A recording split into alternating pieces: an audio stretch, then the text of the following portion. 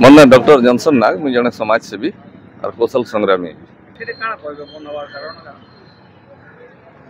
पहला तो कहमी जे ई बंदटा स्वागत योग्य।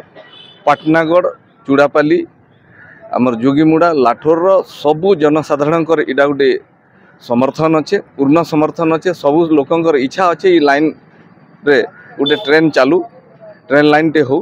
किंतु गोटे जिनिस होचे जेहेतु आमे पश्चिम ओडिशार लोक इटा शेडो एरिया बोलुचु, डेवलपमेंट इने पूरा जीरो। देखुन जेनता छुआ बेले आमे सुनिथिलु खोर्धा बलांगीर रोड हेबा बोलिकिर आज तक नहीं हेबार, खाली लोकन को देखौचन टिके टिके जेनता सपुआटे सांप देखाउथिसी और भरी दउथिसी और पैसा नउथिसी। हेनता जेकोसी राजनीतिक दल आइले भी एंता ई रेल लाइन इत्यादि इश्यू के टिके टिके देखै दउथिसन और आमनु भोट नउथिसन।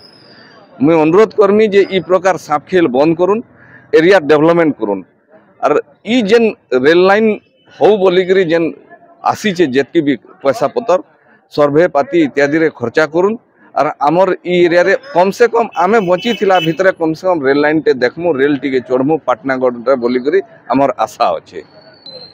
इथिर लगी गुटे जिनिस होचे राजनीतिक इच्छा शक्तिर अभाव, इथिर लगी दायी।